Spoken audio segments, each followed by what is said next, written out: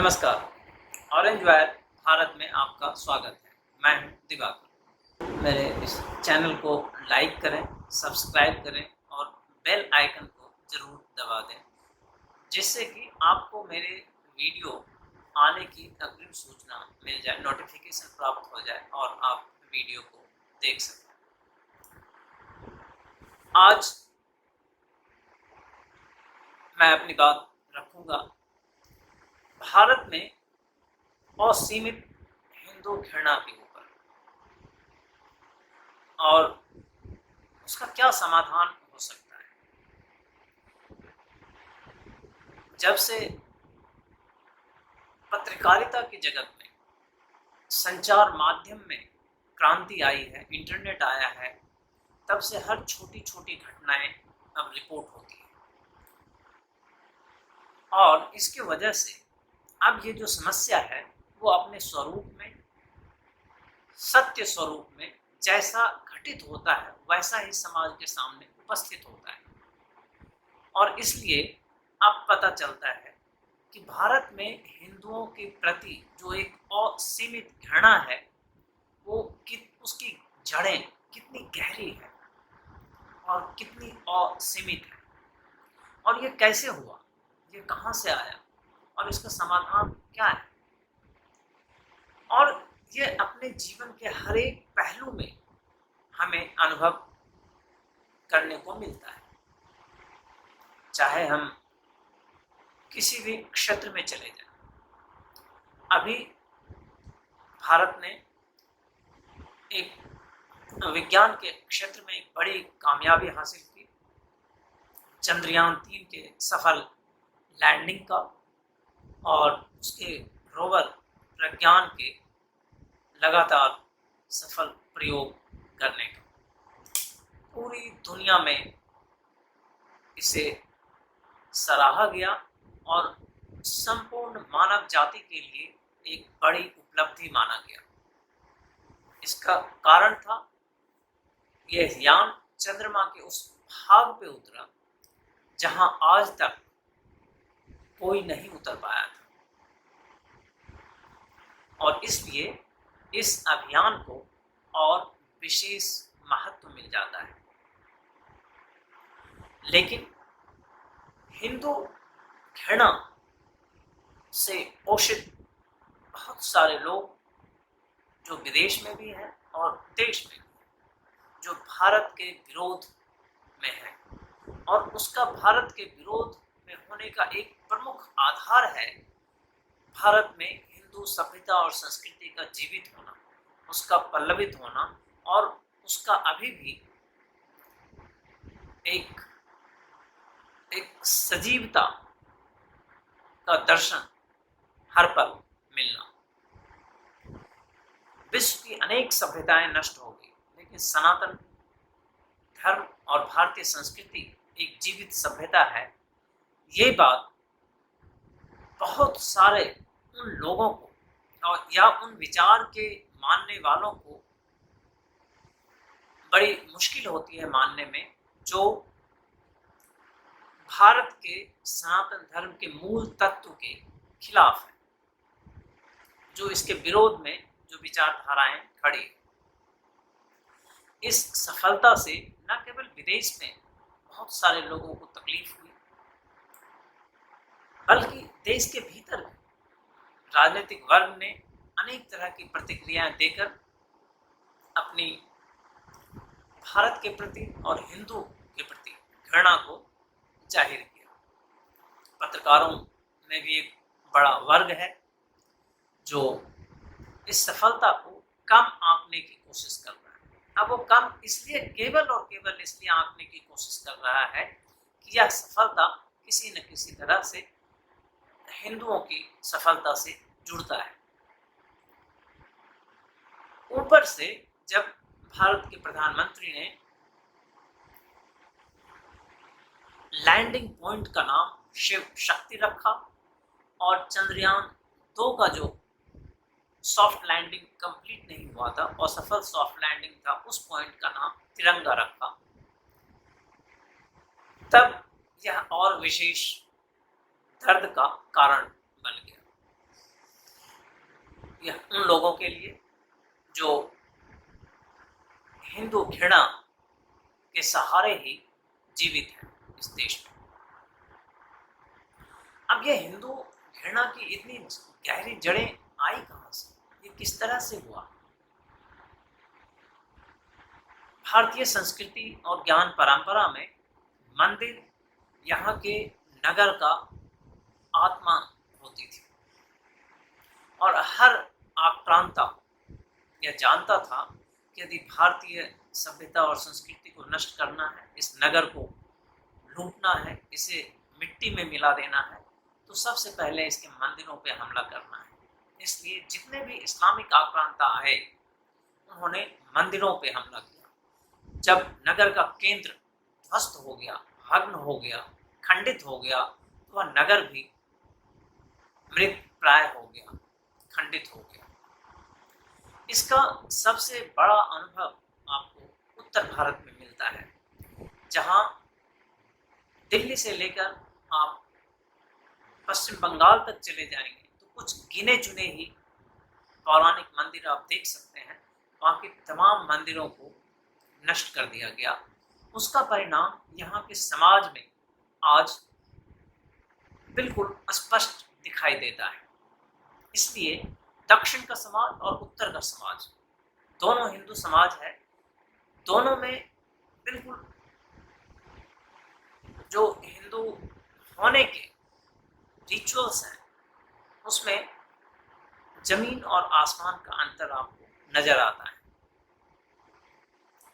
लेकिन इस्लामिक आक्रांताओं का दौर खत्म होने के बाद, जिसमें वो मंदिरों का खंडित किया, उसका विनाश किया, नगरों को लूटा, लोगों को कन्वर्ट करके मुसलमान बनाया। लेकिन जब ब्रिटिश यहाँ आए तो उन्होंने भारत की ताकत की गहराई को और बेहतर तरीके से समझा। उन्होंने मंदिर की अहमियत को तो समझा, लेकिन मंदिर के साथ साथ जो जुड़े हुए भारतीय संस्कृति, सभ्यता, शिक्षा, सामुदायिक जीवन जीने की कला, उस राज्य और उस स्थान की भौगोलिक स्थिति, भौगोलिक स्थान की अपनी कला और सृजनात्मकता, वो आपस में इतने गुथे हुए थे, इतने जुड़े हुए थे, और उन सब का स्रोत मंदिर था। मंदिर के विखंडन से ये समाज फिर से मंदिर का निर्माण कर लेते, लेकिन अंग्रेज ने अपनी समझ से न केवल मंदिर का विनाश किया, बल्कि एक नई शिक्षा प्रणाली को लाके शिक्षा को हथियार के रूप में प्रयोग किया और भारत के लोगों को ही मंदिर के सामने खड़ा कर दिया एक तरह से। और शिक्षा को हथियार बनाने के साथ साथ कानून का सहारा लेकर जब उसने पूरी तरह से यहाँ अपनी सत्ता स्थापित कर ली, तब कानून का सहारा लेकर तो दो तरह से हिंदुओं के भीतर हिंदुओं के प्रति एक घृणा का भाव उत्पन्न किया गया। और ये घृणा इतना गहरा इसीलिए हो पाया कि मंदिरों के विनाश, उसके स्पष्ट कारण, और फिर शिक्षा का हथियार बना लेना और कानून का हथियार, इन तीन चरणों में हिंदुओं की संपूर्ण सांस्कृतिक, शैक्षणिक, धार्मिक, आर्थिक, सामाजिक, सामुदायिक संरचना को, जो बहुत उन्नत किस्म की संरचना थी, उसको पूरी तरह से वो ध्वस्त करने में न केवल सफल हो गया, बल्कि भारत के भीतर ही अपने शिक्षा रूपी अस्त्र के माध्यम से एक बड़े वर्ग को पैदा करने में भी सफल हो गया, जो इन मंदिरों के विनाश का जश्न मनाते थे और जो हिंदुओं की घृणा से अब पल्लवित और पोषित हो रहे थे। अंग्रेजों ने पहला कानून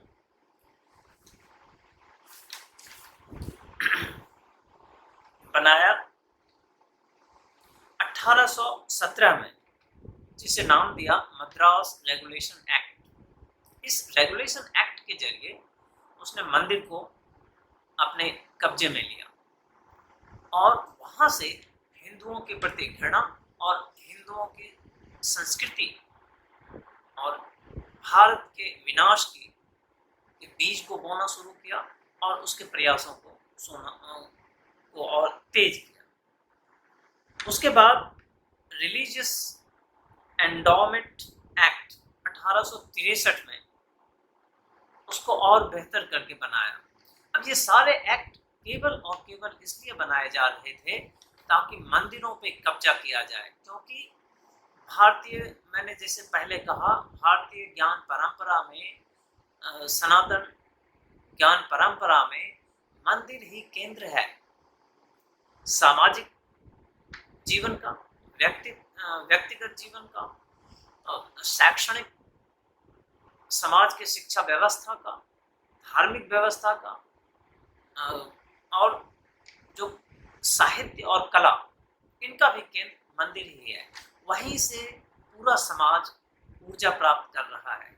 इसलिए उसी मंदिर को न केवल नष्ट कर देना, बल्कि उसके बारे में उसको रेगुलेट करके, उसको कानून के दायरे में लाकर अपने हिसाब से उसकी व्याख्या करके एक नए वर्ग को पैदा करना, जो कि भारत विरोधी वर्ग हो, और उसके मन में ये बीज बो दिया जाए जो आगे चल के और विशाल वृक्ष का रूप लेगा और भारत विरोध और हिंदू विरोध का जो स्वर है उसको और मजबूती प्रदान करेगा। ये सारे कानून मतलब समय समय पे वो बनाते चले गए। 1863 के बाद 1925 में फिर उन्होंने एक कानून बनाया, रिलीजियस चैरिटेबल एंडोमेंट एक्ट। अब ये बार बार इसमें सुधार हो रहा है अब मंदिरों पे पकड़ बनाने के लिए। उसके बाद 1927 में फिर से एक कानून बनाया, हिंदू रिलीजियस एंडोमेंट एक्ट। 1935 में फिर से एक कानून बनाया टेम्पल कंट्रोल के लिए। फिर 1951 में उस कानून में और सुधार हुआ, और आज़ादी के बाद भारत की ये दुर्भाग्य रहा कि आज़ादी के बाद हिंदू समुदाय, भारत के हिंदू वर्ग को, राज्य जो है हिंदू समुदाय को राज्य की प्रताड़ना का शिकार बनता रहना पड़ा। हिंदुओं ने कानूनी लड़ाई लड़ी। इतनी लंबी अत्याचार के बाद जब आज़ादी मिली तो हिंदुओं ने भी अपनी कानूनी लड़ाई शुरू की, और 1951 में ही ये सारे एक्ट मद्रास हाई कोर्ट और सुप्रीम कोर्ट, बाद में सुप्रीम कोर्ट में जाकर ये रद्द हो गए। लेकिन 1959 आते आते, उस समय कांग्रेस की सरकार थी, सुप्रीम कोर्ट के इस फैसले को पलटकर, इस आदेश को पलटकर फिर से रिलीजियस एंडोमेंट एक्ट को लागू कर दिया गया, दोबारा से उसे पुनर्जीवित किया गया, और भारत के सनातन धर्म के, भारत के हिंदुओं के जीवन के केंद्र को, नगर के केंद्र को, देश के केंद्र को, राज्य के केंद्र को, समुदाय के केंद्र को फिर से सरकार ने अपने अधीन में ले लिया। और इतना ही नहीं, इसको अधीन में लेने के बाद भारत की सरकार ने राइट टू एजुकेशन एक्ट के तहत भारत में हिंदुओं को अपनी सनातन धर्म से जुड़े ग्रंथ को विधिवत रूप से स्कूल और कॉलेज में पढ़ाने से कानून बनाकर वंचित कर दिया। लेकिन उसी कानून के जरिए, उसी कानून के तहत दूसरी तरफ क्रिश्चियन और मुस्लिम को उसके धार्मिक ग्रंथों को पढ़ाने, फॉलो करने और राज्य से उसका अनुदान प्राप्त करने का अधिकार दे दिया। ये भारत में हिंदू के घृणा को और बेहतर और मजबूत बनाने का कार्य किया, जो अभी तक चल रहा है। अब इसका परिणाम ये हुआ कि आज चारों तरफ हमें हिंदू घृणा, ऐसा लगता है कि हम हिंदू घृणा के बीच में जी रहे हैं। कभी हमें किसी स्कूल में जय श्री राम लिखने से किसी बच्चे की पिटाई की खबर मिलती है, तो कभी किसी बच्चे को यदि उसने अपना कलावा बांध रखा है तो उसको कैंची से काट के और फिर स्कूल जाने दिया जाता है। आपने पीछे झारखंड में देखा, एक लड़की ने आत्महत्या कर ली इसी हिंदू घृणा की वजह से। अभी दिल्ली में एक स्कूल में एक बच्चे को पीटा गया, केवल इसलिए पीटा नहीं गया, प्रिंसिपल ने स्कूल से रेस्टिकेट कर दिया केवल इस बात के लिए वो अपने मित्र से जय श्री राम कह रहा था। तो हिंदू घृणा का लेवल, जो स्तर है, अब इस हद तक आ चुका है और ये पूरी तरह से समाज के हर अंग में समा चुका है। और ये इतना सामान्यीकरण इसका हो गया है कि हिंदू घृणा बोलने से लोग इसे उल्टी तरह से समझते हैं और कम्युनलिज्म, सांप्रदायिकता की भाषा का आरोप आपके ऊपर लगाते हैं। अभी कठुआ में जो घटना हुई, मैं इससे जोड़ना चाहता हूँ। कठुआ में जो घटना हुई, किसी बच्चे ने जय श्री राम एक बोर्ड पे लिखा, उसकी इतनी पिटाई की गई, वो हॉस्पिटल में है अभी, बहुत बेरहमी से उसे पीटा गया। अब उसके ऊपर भारत के हिंदू पत्रकार, जो नक्सली पत्रकार हैं, वो ये सवाल पूछते हैं कि ये पॉलिटिकल नारा लिखने का कहां से उसके पास ये आया। अब हिंदू घृणा का की जड़ें कितनी गहरी है इस देश में, हिंदुओं के बीच में भी। आप देखिए कि जय श्री राम, जो इस भारतीय संस्कृति का अंग लाखों लाख वर्षों से है, उसको वो पॉलिटिकल नारे के साथ जोड़ रहा है। लेकिन जो बाहर से आक्रांता आए उसी कठुआ जिले में, कश्मीर में, और रैलिव गैलिव और सैलिव का नारा लगाकर या तो मुसलमान बन जाओ या मर जाओ या यहाँ से चले जाओ का नारा लगाकर कश्मीर में 7 लाख हिंदुओं का नरसंहार कर दिया। वो उस पर प्रश्न नहीं पूछता है, उस पर कोई प्रश्न नहीं पूछता है। अभी आप मुजफ्फरनगर में आपने देखा, एक टीचर है जो कि वो हिंदू है और एक छात्र है वो मुस्लिम है। उसकी जो टीचर और छात्र के बीच में जो तारतम्य है, जो एक संबंध है, जो दंड देने का एक विधान है, उसके अनुसार उन्होंने शायद उसे उसके साथ कुछ मारपीट की, उन्हें एक थप्पड़ लगाया, कुछ लगाया, जो भी है। तो बच्चा आके यूट्यूब पे बोल रहा है कि चूंकि हमने मैथमेटिक्स में कुछ होमवर्क नहीं किया था और इसीलिए टीचर ने हमें एक थप्पड़ मारा था, और उनके पिताजी और माताजी ने टीचर से रिक्वेस्ट किया था कि आप इन पे सख्ती करो ताकि ये अपनी पढ़ाई ठीक से कर सके। लेकिन चूंकि यहाँ छात्र मुस्लिम है और टीचर हिंदू है, केवल इसलिए वही पत्रकार का अब व्याख्या बदल जाएगा और बदल जाता है। आप एक तरफ एक बच्चे की मृत्यु के कगार पे है, केवल इसलिए कि उसने अपनी भावना को व्यक्त किया है, किसी को नुकसान नहीं पहुंचाया है, लेकिन हिंदू घृणा की वजह से वो उस बच्चे की गलती ढूंढ रहा है। दूसरी तरफ एक टीचर जो अपने कर्तव्य बोध की वजह से बच्चे पे कुछ सख्ती करती है, और उसे बेहतर बनाने के लिए कुछ दंड का प्रयोग करती है, उसको मुस्लिम बच्चा होने की वजह से पूरे विश्व में फैलाया जाता है कि ये चूंकि महिला हिंदू शिक्षिका है और ये हिंदुओं का स्कूल है, इसलिए मुसलमान को यहाँ प्रताड़ित किया जाता है। ये इस भावना का उपज का बीज ही है हिंदू घृणा भारत में। ये इतना विषाक्त है। अभी नूह की घटना अभी चल रही है, आपने देखा। सोमवार को जलाभिषेक की यात्रा थी। सरकार भी,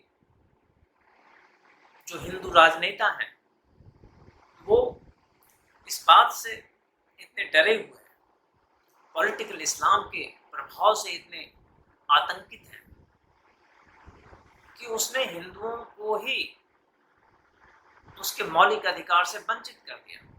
हिंदुओं को भी तो मौलिक अधिकार संविधान ने दिया है अपनी आस्था के को पूरा करने का, लेकिन उससे वंचित कर दिया। बोला आप नहीं जा सकते क्योंकि आप हिंदू हैं। और आपने देखा 2 साधु अयोध्या से आए थे, उसको भी नहीं जाने दिया। 2 साधु वो दिन भर रोड पे अनशन कर रहे थे। ये हिंदू घृणा का स्तर है इस देश में। और इसका मुख्य वजह ये है कि भारत में जब मुगलों का आक्रमण हुआ, शिवाजी जैसे लोगों ने उस पर विजय प्राप्त की, इस्लामिक साम्राज्य को, इंपीरियलिज्म को तो भारत के वीर योद्धाओं ने हरा दिया, लेकिन इस्लाम के दर्शन को के भ्रम में वो अभी भी फंसा हुआ है।